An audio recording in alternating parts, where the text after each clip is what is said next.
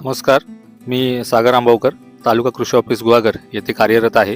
तर आज आपण कोथरूड शिगवणवाडी येथे आपले जे शेतकरी आहेत धनंजय शिगवण यांच्या प्लॉटवरती आलेलो आहोत. तर तुम्ही बघू शकता की त्यांनी त्यांच्या प्लॉटमध्ये मिश्र भाजीपाल्यामध्ये वेगवेगळ्या भाज्यांची लागवड केलेली आहे. तर आज आपण त्यांच्याकडूनच जाणून घेऊया की त्यांनी त्यांच्या शेतीमध्ये कोणकोणती पिकं घेतलेली आहेत व त्यासाठी त्यांनी काय काय उपाययोजना केलेल्या आहेत. नमस्कार, माझं नाव धनंजय लक्ष्मण शिगवण, गाव कोथरूड शिगवणवाडी. मी स्वतः कृषी पदवीधर असून 2008 सालापासून मी ही शेती करतोय. हे माझं क्षेत्र आहे, एकूण 1 एकर क्षेत्र आहे.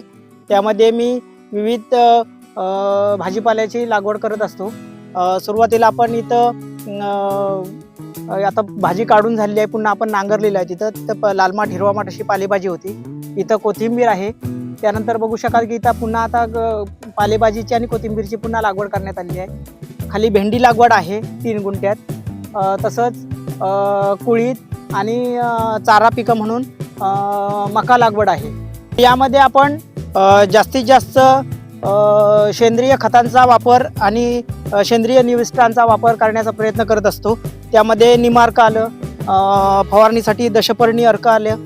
कारण या सेंद्रिय निविष्ठांचा वापर करतो, कारण जास्तीत जास्त आपला रासायनिक खतांवरचा खर्च कमी होऊन फायदा होईल यासाठी आपण त्या सेंद्रिय निविष्ठांचा वापर करत असतो. यासाठी आपल्याला कृषी विभाग आणि आत्मा यांचं कायम सहकार्य लाभलेलं आहे.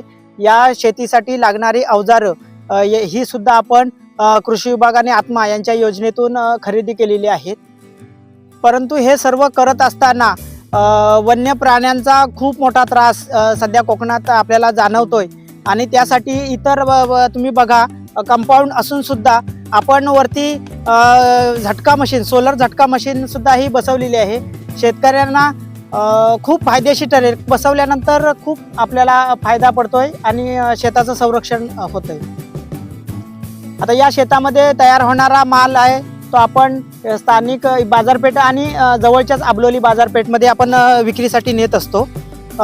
कोकणातल्या तरुणांना माझं आव्हान आहे की आपण छोट्या मोठ्या नोकरीसाठी स्थलांतरित न होता गावी राहून तुम्ही शेती व्यवसाय करा किंवा भाजीपाला लागवड करा किंवा अन्य दूध उत्पादन असेल अशा व्यवसायात येऊन त्यांनी आर्थिक सक्षमता करून घ्यावी असं त्यांना आव्हान करतो. अशा प्रकारे तुम्ही बघू शकता की धनंजय शिगवण यांनी खूप चांगल्या प्रकारे आपला मिश्र भाजीपाल्याचा प्लॉट इथे तयार केलेला आहे.